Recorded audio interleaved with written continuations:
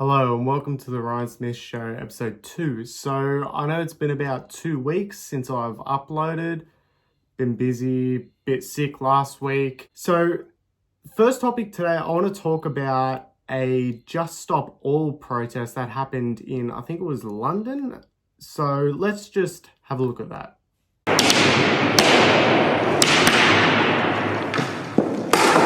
Women did not get the vote by voting.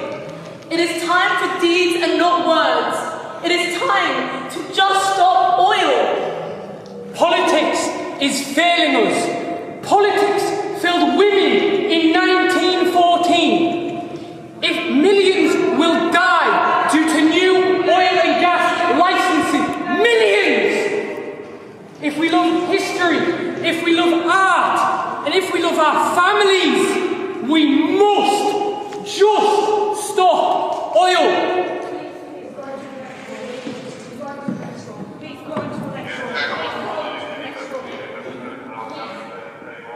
Please go to the next row, please. They don't care about us. They don't care about our futures. Billions, hundreds of billions of pounds made every year. Our politics are filled with dirty, oily money. The suffragettes slash this very picture. Now, you could say that these kids, they look about sort of my age, you would say, so we can call them kids. They seem like spoiled little brats. They seem like they don't know a thing about the world. But the thing is, I want to go into this quick quote that they said. Let's just try and get this. If you love art and history, well, they say that, but then what do? They vandalize the art. And that's the thing.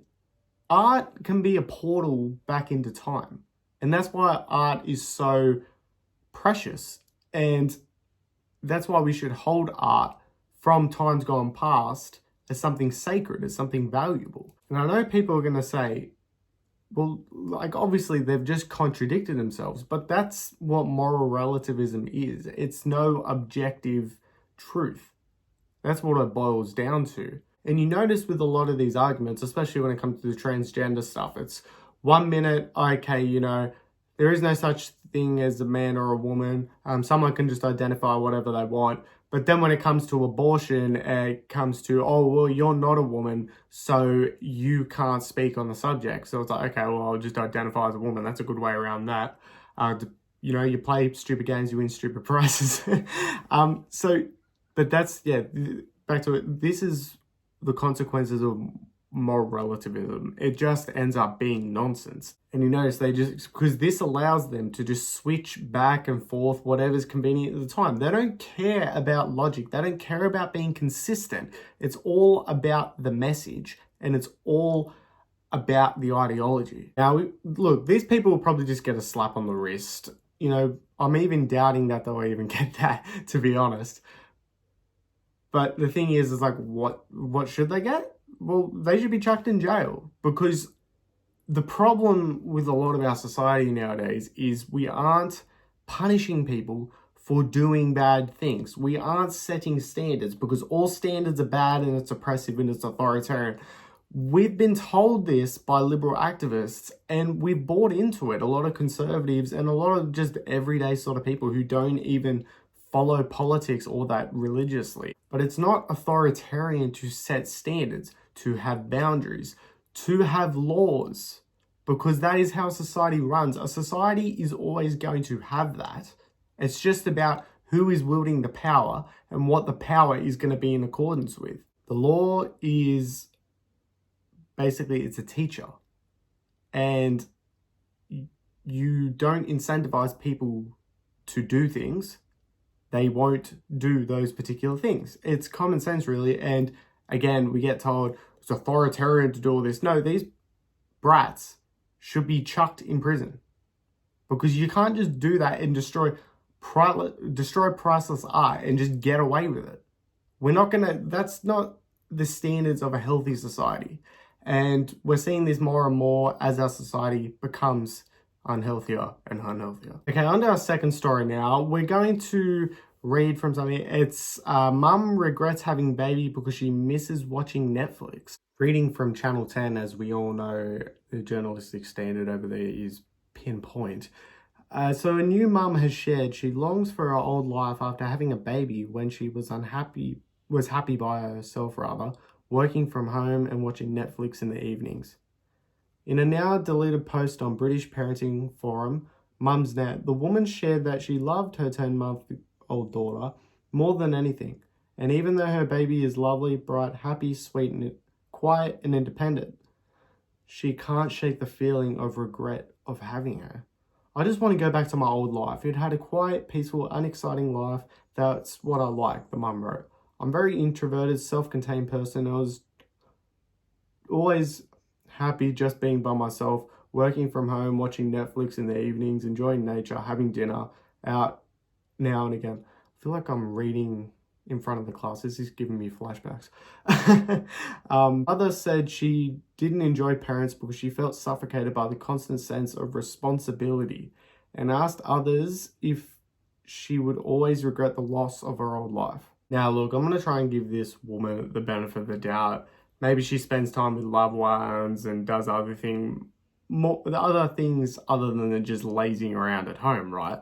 But if she did, why wouldn't she put those things in there? What you want isn't always what you need. And children can change that in a person ultimately, because you shouldn't feel suffocated by the sense of responsibility. You should welcome it, be inspired by it. It's good to ask fellow parents about their experiences, because it's, of course, like, I'm not putting down the fact it's a huge change. You're taking responsibility for another person. I'm not saying that, but rejecting the responsibility in favor of something like, oh, I want to stay home and watch Netflix more, that's one of the biggest indictment of our cultures nowadays, because we reject responsibility and we wonder why people aren't finding meaning. Now look, I'm sure we all have time to time where we go, wouldn't it be just great just sitting at home, not really doing much, not having a care in the world? Sure, that's fine to relax a little bit every now and again, but if you're doing that all the time, that you're not going to find meaning in that, and you're not going to be happy. This woman could be suffering with postnatal depression. If she is, God send her, and I hope she gets through it. Satisfying your own base desires isn't what's going to give you meaning in life. It comes from what you do for others and how you seek objective truth. Being a parent is arguably the most admirable and greatest thing a woman can do, and not just women, but it also goes for men as well, because raising the next generation, bringing them up, instilling values in them, setting them up to be functioning adults in society. There's something that's so beautiful about that. And if we didn't have people who did that well for their kids, then a society would not be as it is, as we know it. Any person who has a why can get through pretty much any circumstance. But the thing is, about that why, it has to be something that's inherently fulfilling, inherently good, grounded in fundamental truths, because ultimately that's what we're called to do. And it's part of our responsibility as well. And the thing is, it's like, not all base desires are bad. Some base desires are good, some base desires are bad. And it's just about navigating our way and understanding what is good for us and what is bad for us. So seek what is good for us and try to timber down what is bad for us, because ultimately we all want a flourishing life. We all want to find long-term happiness. And again, the only way to really find that is in fundamental truths. Now, we're getting onto a story that I'm very passionate about. And so we're going to watch this video. You seen it. No, she didn't. She put, no. I'm allowed to put my seat back. I'm allowed to put my seat back. I'm allowed to put my seat back.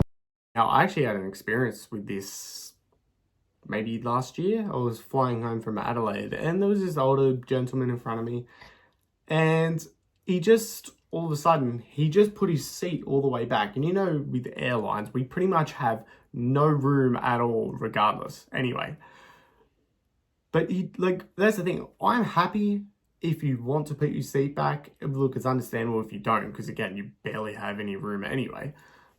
But look, if he asked me, I would be happy with that. And I'd say, yeah, mate, no worries, he's an older guy, or why not?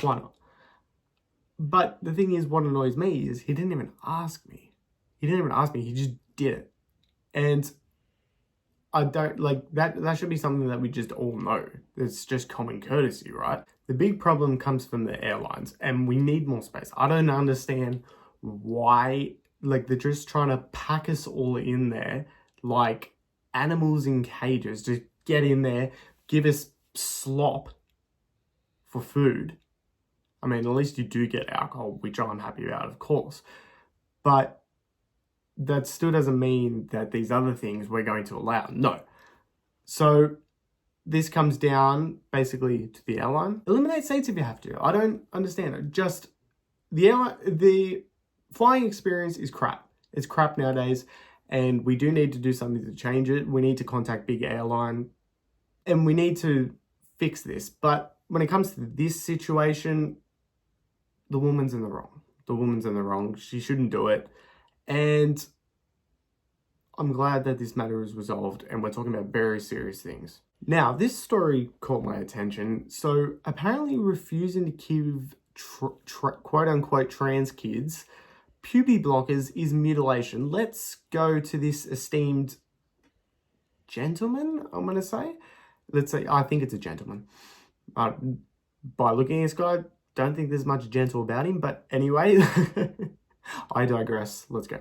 Me about the anti-trans conservative rhetoric around puberty blockers for trans kids is that if they really did care about making sure children weren't being mutilated or weren't being coerced, they would be the #1 advocates for puberty blockers, not only because they're empirically supported and because they were developed for cisgender people, but because they would realize that forcing somebody to go through a puberty with a dominant hormone that is misaligned with your actual gender, that would be, by their terms, mutilation. Because imagine if we sat a bunch of 13-year-old cisgender boys around and we were like, hey boys, we know that you're boys. And we know that you've been boys as long as you've been alive, and it's very clear to us that you are boys, but we just want to be so sure. So we're actually going to make you go through estrogen-based puberty instead. So that way, when you get to the end of that road and you're 18, you can decide if you still wanted to be that boy that you always showed signs that you were. Can you imagine if we did that? That would be fucked up. But that's literally what you are doing to trans kids. Because forcing somebody to go through a puberty with a dominant hormone that is misaligned with your actual gender is a forced mutilation by conservative standards. So you would think that they would be the #1 advocates for blockers and go, oh my gosh, yeah, why don't we put a pause on this? So that way you can decide and in a couple years see how you feel. I just wish they would shut up. So, first of all, when they say cisgender, that is just a synonym for normal. You are forcing kids to go through a puberty that they didn't want to go through. By force, you mean nature is forcing them. That's not a bad thing, because nature forces its way through everything. Nature is forcing its way through this room right now, forcing its way through your room right now. Gravity. That's forcing, right? Before we even talk about any of this, I've mentioned this before, but I think we really need to keep this in mind. Before we talk about any of this, let's get to the core of the question and of this issue. And that is, what is gender? Where does it derive from? Does gender come from your internal feelings about who you are? Or is it ultimately the societal counterpart to sex? If the first is true, yeah, sure, all right, it would be wrong to let this person go through the puberty that doesn't correlate with their quote-unquote gender identity. But obviously it doesn't derive from your feelings from yourself. You can't change genders. That's just not how it works. Something like gender doesn't come from a feeling, because again, gender is just the societal counterpart to sex. That's all it is. They're pretty much one in the same. So as a society, we shouldn't be pumping kids full of drugs based on a false premise, because that's what, again, this is what we need to talk about. Is genderism true, or is it false? It's obviously false. So why should we indulge it? This doesn't just go for children. This also goes for adults as well. Doctors should not be in the position of chemically castrating and mutilating people. Like the language, again, a lot of this transgenderism stuff is running on euphemisms. And they say, oh no, we're just going to put a pause on puberty. That's all we're going to do. We're just putting a pause. And then once you figure out your gender identity, then we can take it back. And then that's fine. And then it'll just go through just as normal. Yeah, I'm sure that's what happens. Stopping the natural development of a human being is not going to have any consequences at all. But again, it doesn't even matter. That's not even... Sure, okay, we need to address this. But again, it comes down to the fundamental question, what is gender? Is this concept of transgenderism true? And again, we've already established that it's wrong, so we shouldn't do it. We shouldn't indulge it. We need to attack the root of this, because merely just knocking down the branches isn't going to do anything. As this ideology spreads and continues to destroy everything in its wake. Always look for the illogical endpoint of your stance, and that's a big problem in today's society. We don't do that. We merely just mouth opinions without actually thinking through the consequences of our stances. And we need to do a lot more of that, because again, we're seeing a lot of the consequences for particular stances from the past. Now, this is the final story of the day. And so it's a Catholic school has banned same-sex couples from a school formal. Now, this is a travesty. This is outrageous, I tell you, that a Catholic school is following Catholic teaching. I am...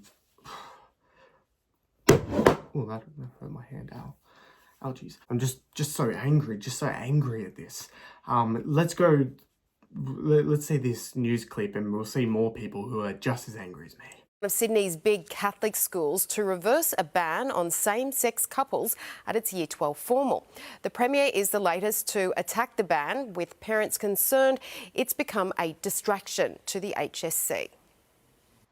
St Ursula's is a school for girls, but partners attending the formal can only be boys. They actually spelt it out, your daughter's bringing another female student, and I said to them, it's just their friend. They said the rules are the rules. Abby Franklin started a petition when she learnt her girlfriend wasn't a welcome guest. It's garnered 5,000 signatures and widespread support. Use a bit of common sense. It's 2023. It's about time that we say you can bring whoever you love to your Year 12 farewell. The school's got this wrong and they should have another look at it, and young men and women should be able to take who they want to the school formal. While this isn't a government school, both the Premier and the Education Minister have thrown their weight behind the petition.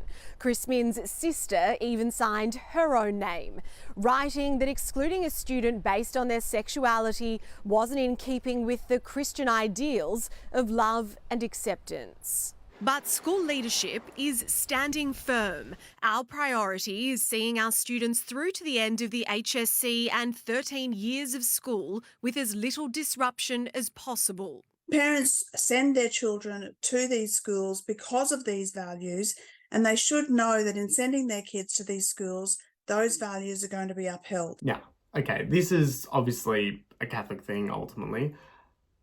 But the thing is, it's like, this is also a tradition. And not all, again, tradition's bad, liberate from the oppressive past, as we've talked about numerous times.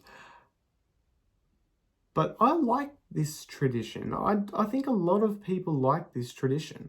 Tradition is what connects us to our past. There's something beautiful about that. And as long as it's in accordance with truth, I think that's a good.